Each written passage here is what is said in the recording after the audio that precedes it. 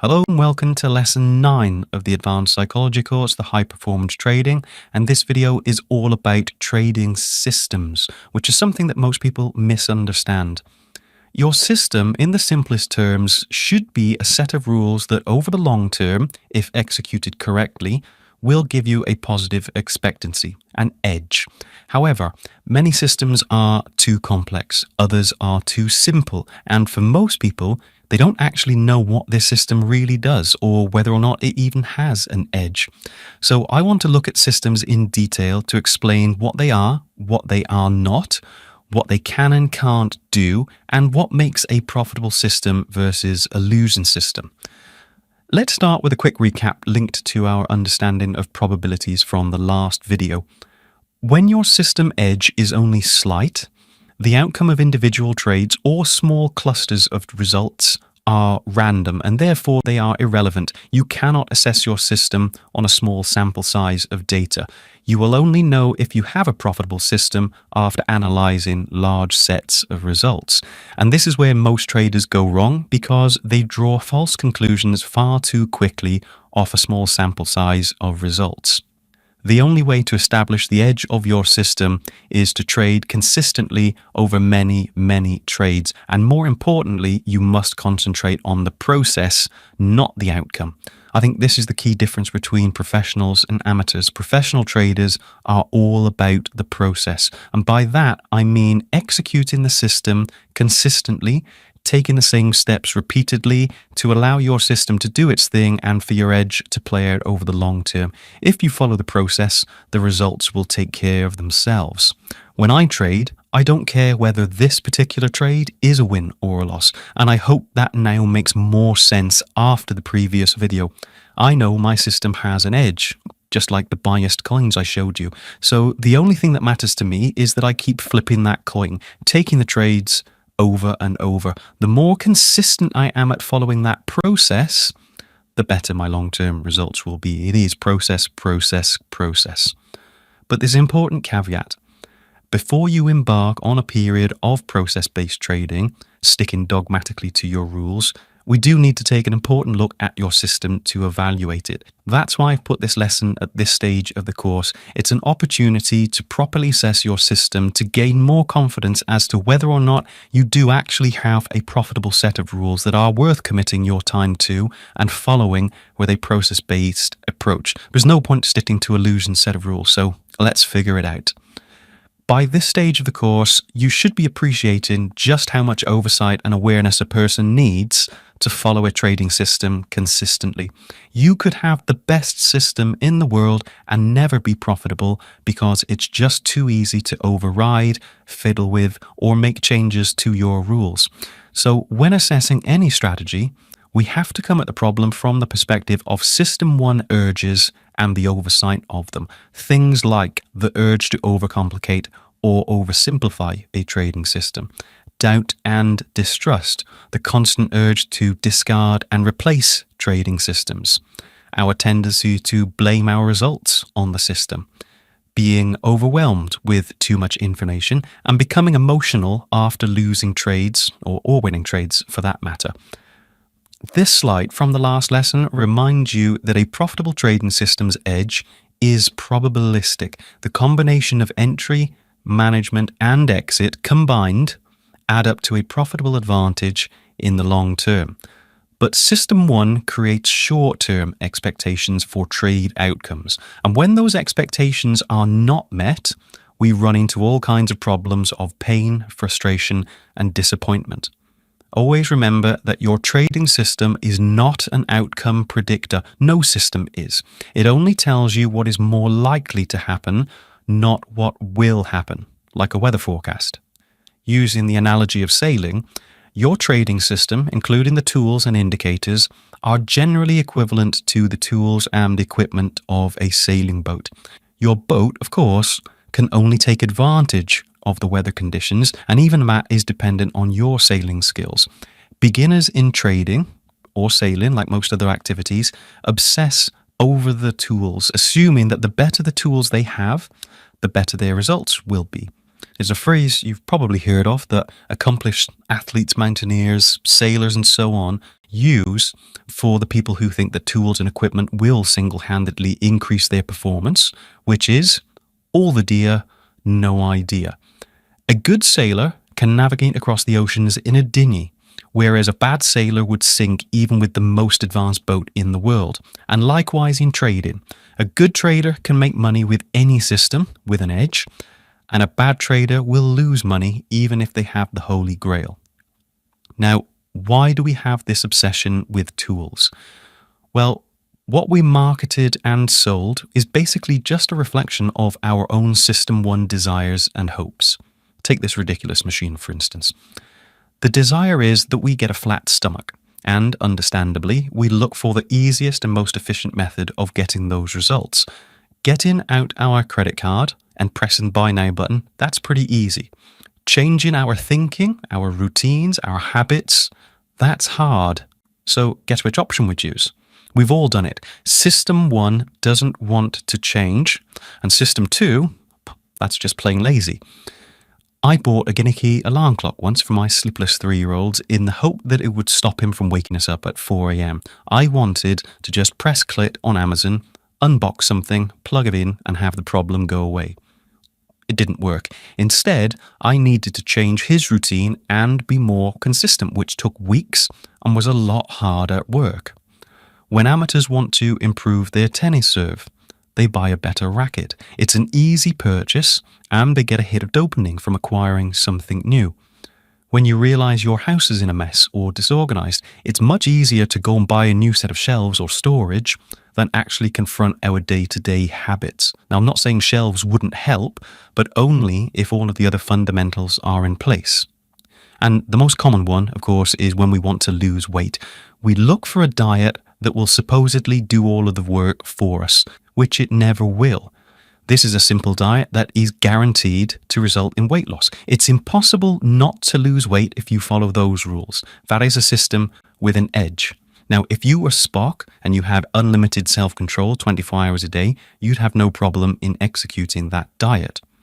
But you're not.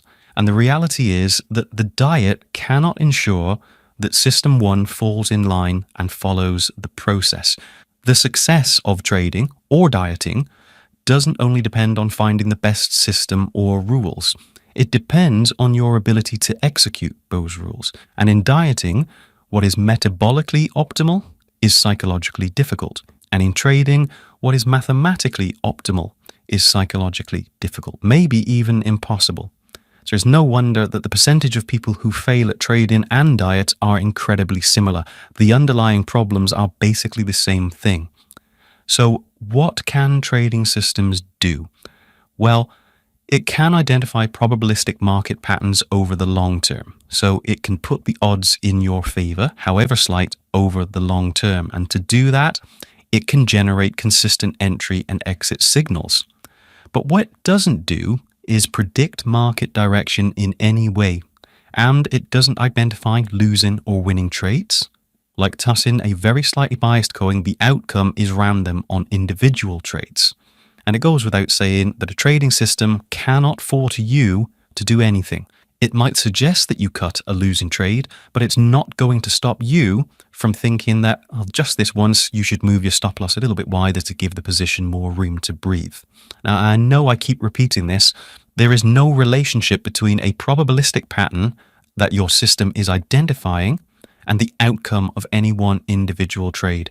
Outcomes of individual trades are completely random. And I'll go so far as to say that you should not trade if you cannot or you will not accept that. That is dangerous. And here are some other things that a trading system can't do. It can't force us to predefine our risk before getting into a trade. It can't force us to accept a small loss before it ends up turning into a much bigger loss. It can't stop us from taking profit early. It can't prevent us from moving a stop tight to our entry point, where we then get stopped out on a mild fluctuation and we watch the price carry on without us. It can't prevent us from hesitating, getting in too late, or missing a move entirely. And likewise, it can't stop us from being impulsive and getting in too early. In essence, a system is merely a set of rules which advise us, but has no control as to whether you will or will not follow those instructions or act on that advice. And this goes for automated systems as well, by the way. People want automated robots because they supposedly take the emotion and the bad decisions out of trading. Robots are supposed to be the answer to all of this and basically trade like Spock. In theory, this is true, and a good robot following good rules absolutely will work. In reality, they don't work for the same reasons that no other system has worked for you. You override it. For a robot to work, you would need to load it onto your platform, close your computer down, and not log back in and look at it for at least 12 months. And of course, you're never going to do that. Instead, you watch that robot obsessively. And the instant you feel that the short-term results are not matching your expectations, you turn it off, you ask for a refund, and you post a scathing review online claiming that it was junk and didn't work. It doesn't matter if it's you who's supposed to be following the rules or a robot. At the end of the day, it's still your untrained maladaptive System 1 that is in overall control and can pull the plug. A system, in any form, cannot make you a good trader, ever. Now, I don't know if you've ever heard of a sensory homunculus, but this strange creature is it. Basically, this is what a human would look like based on sensory nerve endings. It's kind of how our brains see our bodies based on the input from our senses. These are the parts of our body that we pay most attention to. Well, this is what a trading homunculus would look like. In graphical terms, this represents what most beginner traders place their emphasis of importance on. The massive right hand holding that laptop is the system. The smaller left hand with the briefcase of money is the money management, and then the tiny cranium holding a pea-sized brain is our psychology. It's basically of no importance at all. Now, this is what it should look like. The system is now the least important. The money management is a little bit bigger, but now we have a massive head housed in our mind, which manages our decisions and behaviors. This is really the complete opposite of how most people see trading. So there are a couple of questions that need answering. Why do we overemphasize the role of trading systems? And what are the negative effects of this overemphasis? Well, think back to your first introduction to trading systems as a newbie trader, and I'll remind you of what psychologists call the primacy effect. The primacy effect simply describes the overweighting or the impact of the first information that you were exposed to on any particular topic. Generally, the first thing that new traders see when they start researching are systems. Marketers know that beginners are looking for a quick win, so they encourage the idea that you don't need to do much thinking. There's a huge overemphasis on the system, and especially the entry signals. If it's red, sell. If it's green, buy. The system is promoted as doing all of the complicated stuff for us, so we don't have to put in much effort. Now, to be fair, marketers only sell us things that we want to buy. They tell us what we want to hear. Can you imagine how many people would whip out their credit card if they were told about probabilistic thinking and the need to override thousands of years of survival instincts? The marketing industry is exploiting our untrained System 1. And while you may have moved away from that and you no longer believe the hype at an intellectual level, the primacy effect may still be in place somewhere below your level of consciousness. You've been bombarded from day one, and you continue to be now, with adverts and people talking about the system and basically nothing else. It's hard to detach from that kind of intensive or brainwashing, for want of a better phrase. The other issue is that successful traders who do sell courses themselves may not actually be aware of exactly what it is that's getting them the results. When you can do something very well, it's easy to underplay all of the complex stuff and oversimplify what you're doing. For instance, when you've been driving for years, it's easy to underplay the complexity of that skill and all the unconscious habits and routines and the muscle memory and intuition that you've built up over the years. It's one reason why parents teaching their children to drive may be a bad idea. They've just forgotten the complexity, and they might oversimplify it by saying things like, well, all you need to do is, and just remember to, or look, I just told you about this, why aren't you doing it? So when it comes to trading, some system sellers may not be aware that it is not their system, but delivering the consistency. They are underestimating, or they're just not aware of, the impact of their judgment, decision-making processes, market knowledge, and most importantly, the state of their intuition and self-control. They naively assume that you will get the same results as them if you just follow their system. And when it doesn't happen, they blame you and you blame them. The long and short of it is, System 1, the chimp, hates uncertainty with a passion and actively looks for leaders to lead them out of that uncertainty. System 1 is programmed to be optimistic, to survive, and it prioritizes evidence based on anecdotal stories of success. If a trader tells you about how they went from begging on the street to earning $1 million a month following some simple buying-sell signals, well, we want to believe that because we want to believe that we can do the same thing. So it's no wonder that systems that offer certainty or high win rates or promise high returns by charismatic people telling vivid stories of their successes are massively appealing. And this doesn't only affect amateurs. The best hedge funds that have been profitable for decades don't have high win rates, don't offer certainty, and the manager tends to be very modest and ordinary. None of that satisfies the chimpiness, and these funds don't attract a lot of attention or investment. But then you've got the celebrity funds like long-term capital management. They are flashy, they're high-profile funds that give the illusion of offering certainty. They have high win rates, they predict high returns, and they're fronted by leaders who sound ultra-confident. It's exactly what the chimp is looking for, and that's why they get hundreds of billions in investment. Now, of course, it's these funds that blow up spectacularly, while the genuinely good ones just continue to go unnoticed as they tick along quietly in the background. So all that may explain why System 1 overemphasizes the role of trading systems to begin with, but the reasons we continue to, even when we no longer believe the hype, is down to something called substitution. Substitution is simply System 2's tendency, when confronted with a perplexing problem, question, or decision, to make life easier for ourselves by automatically answering a substitute or a simpler question. Let me give you an example.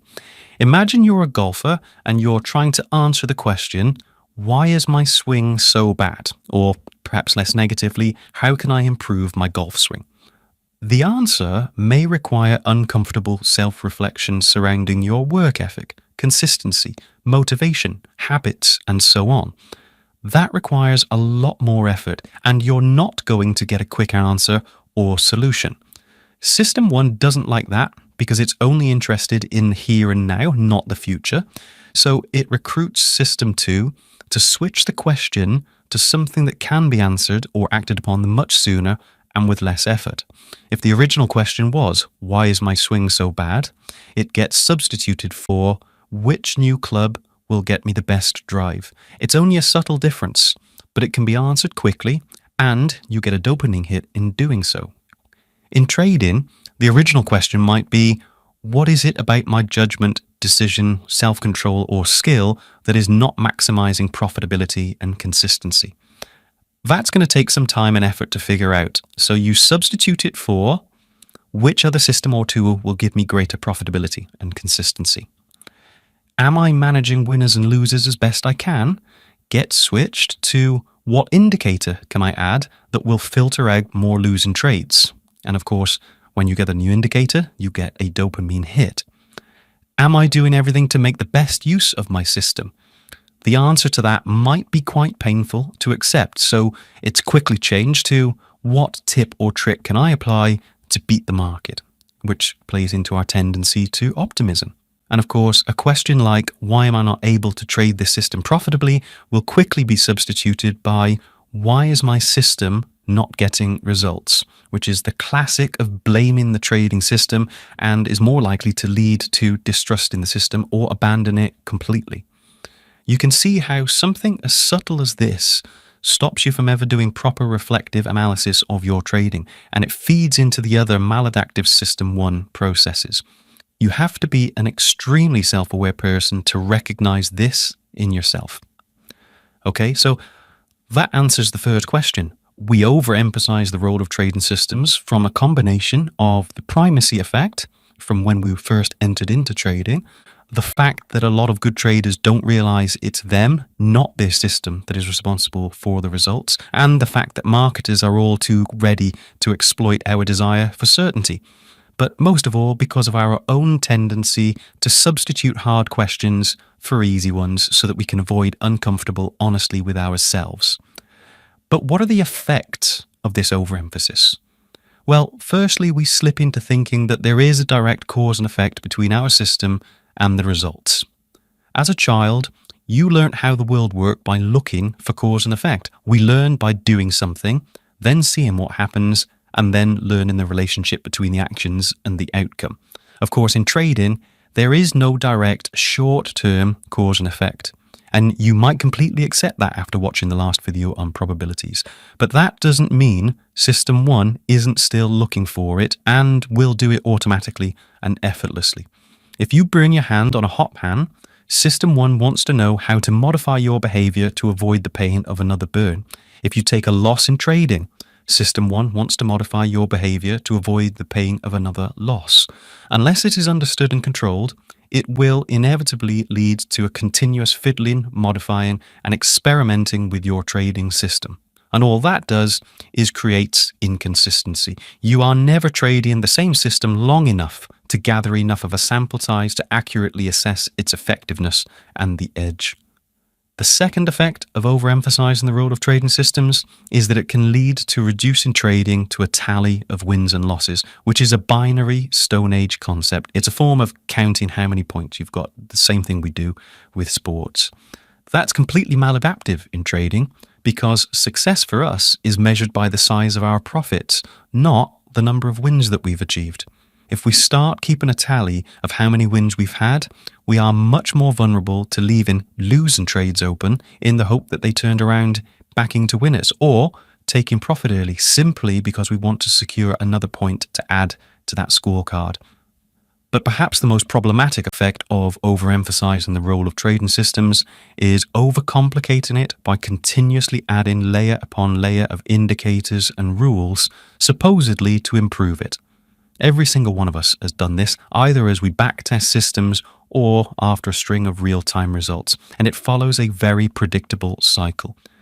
You start by isolating a single or small cluster of losing trades and thinking about how you could have done things differently to either avoid them or turn them from losers into winners.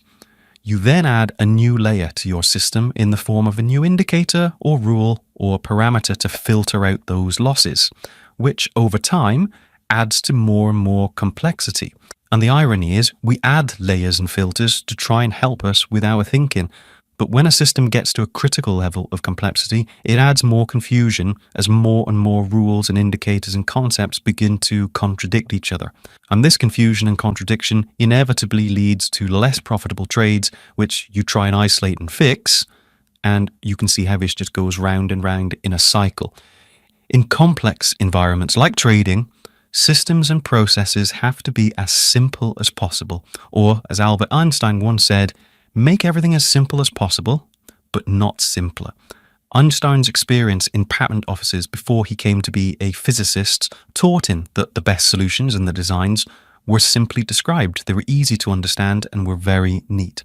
In most of the fields, from physics to software and process design, this is a really well-known concept in that if you're in an environment of low uncertainty, where all of the information is available, like a warehouse, then the system should be complicated. For instance, Amazon's distribution system is complicated, but it can afford to be, as it is possible to know pretty much where every single variable is at any given moment. But in other environments where things are so uncertain, unknowable, and complicated, it's impossible to create a system of rules and processes to guarantee the best results. Something like our own highly complex, ever-changing lives, for instance. The only kind of rules that are effective are incredibly simple ones. In complex, uncertain environments, the best rules are simple, concise, easily remembered, and easily executed. The issue is that when we face a complex problem, we look for a complex solution. And when that doesn't work, we look for an even more complex one. It's counterintuitive, but complex problems usually have a very simple solution. And even the best minds fall foul of this. This is Harry Markovich, an American economist who designed some of the very well-known portfolio management systems and who won the Nobel Prize for developing the mean variance portfolio theory. Basically, that's a system that helps investors to diversify their portfolio and allocate their funds efficiently across many different assets. It is extremely complicated, and it's a great example of answering a complex problem with a complex solution. But the funny thing is, when he retired, he admitted that he didn't use his own Nobel Prize winning system. Instead, he used a system called 1N, which simply means split your money equally between all funds. And multiple tests and studies have proven that 1N beats mean variance portfolio management in an average of 90% of cases. Simple works best, but no one's going to get a Nobel Prize for that. There is also, as we all know, a real tendency to overemphasize the role of the entry and underweight the importance of trade management and the exit. Most traders think that if they find the right entry, everything else is just going to take care of itself, a little bit like backing the right horse right at the start. In truth, money's made when we exit, not when we enter, and this is where most effort should be concentrated. It was one of the first lessons I got taught when I started my career. It's been proven time and again that a random entry, like flipping a coin to pick the direction, can be profitable depending on how the position is managed and closed. As far as systems are concerned, entry, while not irrelevant, is the least important component. The thing with trade entry is we are incredibly vulnerable to the confirmation bias. Confirmation bias simply describes the process of believing or accepting something and then scamming for evidence to support that theory. For instance, and without wanting to get controversial, if you're in favour of tighter gun control, you will scam the news, statistics and anecdotes that support your belief. If you think that more guns create a safer society, you will do exactly the same thing. In both cases, you'll look for evidence that supports your belief and you'll discount any evidence to the contrary. In trading, this is what the confirmation loop looks like. When we get bad results, it confirms the entry was wrong. Good results confirm the entry was good. Both situations confirm our belief that the entry is the crucial factor that somehow causes the result. We are making the false and decidedly anti-probabilistic link between cause and effect. Okay, so that's got a lot of information, but hopefully I've answered those two questions in terms of why we overemphasize the importance of our system and the effects this has on our trading and results. I'll leave this summary slide here if you want to take some notes. But I think now it's time to address the elephant in the room. I'm constantly saying to you that you need to follow your system and stick to the rules consistently over a long period of time. In other words, stop system hopping. But you may need to system hop. We all know that about 99% of retail traders will never ever succeed. And in previous lessons in this course, I've discussed all of the many reasons why. But as it relates to this lesson specifically, and the overemphasis that unsuccessful traders place on their system, it might be a good idea to ask yourself whether you're doing the same. Why are you using the tools, indicators, and the various rules within your system? They may very well be fit for the job, but it's a very important question to consider, and potentially it's uncomfortable to reflect on, which is all the more reason why it should be done. You may be using a system or indicator because you paid money for it and you don't want to waste it. That is the sunk cost fallacy. Perhaps you're well known within a certain trading community and you are emotionally very committed to a certain style of trading. Could your status sub-self or your ego handle abandoning something that you are so heavily invested in? Or maybe you're just relying on something because so many other people are as well. Don't forget that in trading, what most people are doing is, by definition, not working. And that leads to the million-dollar question. If trading systems and entry strategies are not as important overall as I say, and simpler is better, then why does it seem like everyone else believes the exact opposite? Well, quite simply, the amount of belief does not equal the amount of truth. Remember that all of our behaviors are survival strategies. We've evolved to put aside our own analysis and curiosity and go along with the common view to ensure that we have the protection of our community. As individuals, as loners, we wouldn't have survived in the past. But when we share beliefs with our tribe, when we conform, when we follow, we thrive.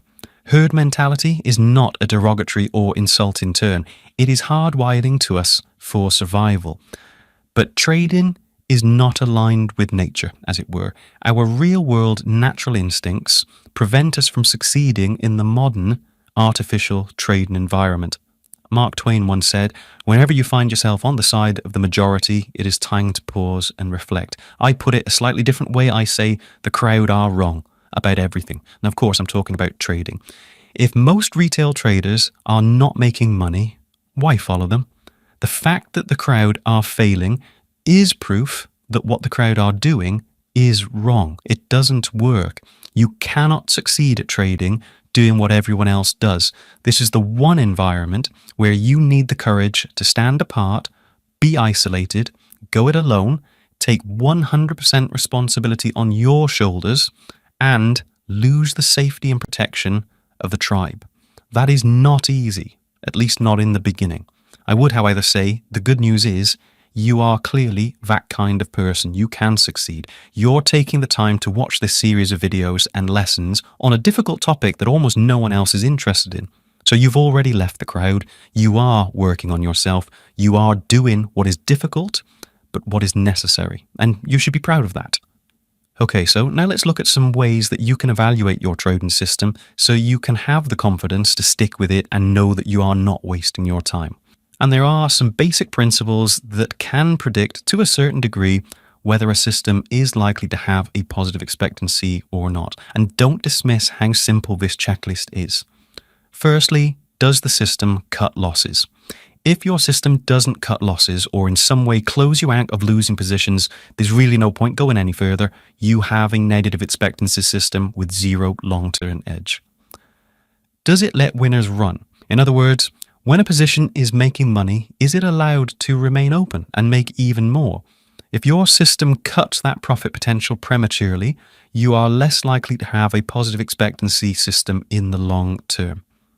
Is the average win likely to be bigger than the average loss? Now, this is a bit more complicated or a grey area than the first 2 points because to know an average, you need to have a large sample size of trades to assess, which you won't have to start with, obviously. But as a rule, look at the profit to loss ratio. If your system has a 1-to-1 ratio where your take profit is the same size as your stop loss, it's much harder and less likely you will have a positive expectancy in the long term. If your take profit is smaller than your stop loss, you're reducing your odds even more. The bigger your profit to loss ratio is in favor of a bigger profit, the more likely you will have an edge as a general rule. Now, only to expand on those 3 points because win rate obviously plays a factor. So let me explain how this ties together. The bigger the individual profit targets, the lower the win rate you require to be profitable in the long run. Think about simply having a 1-to-1 ratio where your wins and losses are both $100. In that case, you would need to predict the price direction at least 51% of the time to make money. In other words, you need to be good at being right, which in financial markets is incredibly hard, if not impossible. If you make $100 per win, but only lose $50 per loss, you only need a 34% win rate. Whereas if you reverse that ratio and you make $50 per win but lose $100 per loss, you would need a 67% win rate. It is a lot easier to have a bigger profit target than it is to predict the price direction. If your system requires a high win rate, you should have far less confidence that the system has a real edge. If the system can make money with a lower win rate, you should have more confidence that it has a real edge. So cutting losses quickly and letting winners run will automatically make you much more likely to have your average profit bigger than your average loss, and you have an edge. Have tight stops and big profit targets, or better yet, no profit target, and use some kind of trading stop to maximize the returns on the occasional times that trend goes on than on. In other words, limit your losses, but don't limit your profit potential. Those three factors are an easy indication that you have an edge and you should stick with your system. The next thing is the risk of ruin. Remember from the probabilities lesson that if something can happen, no matter how unlikely it is, it will happen. So when assessing a trading system, you have to ask if there is a risk of ruin built into the system rules. Is this something that if or when the worst case scenario happens, will it wipe out your account? So averaging in or dollar cost averaging is an example of something that is built into the system that adds to the risk of ruin. Now, averaging in is when you buy, the price goes against you, so you buy some more at a cheaper price, and then you can keep giving that multiple different levels. The logic is the price doesn't need to come back very far before you recover and you make a profit. It is a great strategy in the short term, and it will give you a very high win rate, consistent returns, and it can work for a very long time. But eventually it will fail because the price one day won't come back. It won't turn around. It just keeps going against you. And when it does, you have a much bigger position exposed and you lose everything. This is a strategy where they built in risk of ruin with guaranteed within the rules themselves. Alliance Capital Management were a fund that famously did this with Enron. They'd successfully used an averaging strategy for years and years with great success, and then they failed and they lost everything because they kept buying Enron all the way down to zero. Using high leverage is another strategy with ruin built into it. So are martingale betting strategies or grid strategies. They work for a while, sometimes a long while, but eventually they are mathematically guaranteed to fail. Your system does not have an edge if you use any methods that include a risk of ruin. If you think about all of those methods, so averaging down, martingale, or grid, they all do the same thing. They fail, point number one, to cut losses. In fact, they do the opposite. They add to the loss. Avoid them. They provide no edge. That's it. Those simple 4 points are what will tell you whether you are likely to have an edge or not. I'll use the analogy or the example of technology in regards to trains. Old steam trains of 150 years ago were simple technology with very few moving parts, very little that could go wrong with them, and the parts that did break were easily identified and fixed. There are steam trains still running today in pristine condition. Modern trains are far more complex. They are certainly more advanced, they are more comfortable, they are capable of so much more. But with such complexity, far more things can break and go wrong. And when they do, finding that fault and fixing it is more difficult, and often it can't be fixed. Modern trains simply don't work for very long. They don't last. When they break, they're scrapped and they're replaced entirely with something else. Trading systems are very much like that old technology. They should be simple with very few moving parts, easy to operate, easy to understand, and easy to fix. Answer the questions on that checklist and you'll have a good idea whether you have a system with an edge or not.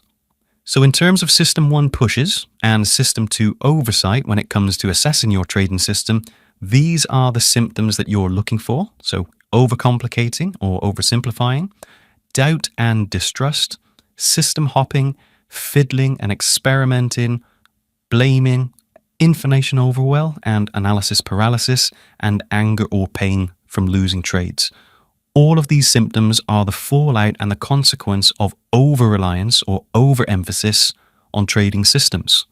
So the System 2 oversight that you need is to review your system and ask yourself whether you see the system as an outcome predictor. Do you ever substitute hard questions for easier questions? Do Do you ever slip into direct cause and effect type analysis, especially when you're under pressure? Or do you obsess over the win rates? Has your system become overcomplicated? Have you added layers over the months and the years? Does your system overweight the importance of the entry compared to the management and the exit, which of course is where the money is banked? And if you are, is this overweighting of the entry perpetuated by a confirmation loop? And lastly, are you using any tools or strategies or indicators simply because it seems like they're popular and everyone else is doing it? I'll remind you of the quote from Albert Einstein to make everything as simple as possible, but not simpler. Only when your documented actions are simple and consistent will your trading intuition be free enough to grasp the complexity. And what I mean by that is, if your trading system is a 20 to 30 page manual of complex rules, you will be totally consumed trying to follow it, and you will not have the capacity to pay attention to the whole picture of what is really going on in the markets. To build good trading intuition, the secret ingredient to successful trading, you need to allow your attention to be on the market, not on an overcomplicated set of rules. And I'll leave you with one more quote from James Allen. Men are anxious to improve their circumstances, but they're unwilling to improve themselves. And I think that sums up why people overemphasize the role of the trading system. Now, the next lesson in the course is the big one: decision evaluation. Every lesson so far has been about what you do and why you do it, so essentially looking at the mistakes. The next video is how to trade correctly, how you prepare for trading, what you do before, what you do during, and then how to analyze your performance and improve the next time. It's very much a culmination of what we've covered up to this point and probably what you've been waiting for me to get to. Make sure you click through to watch that video as soon as you get the opportunity, and perhaps go back and re-watch some of the other previous videos just to make sure that you understand everything. I know they're long videos, but some time invested now will save you years in the future. So thank you, and I'll see you in the next one.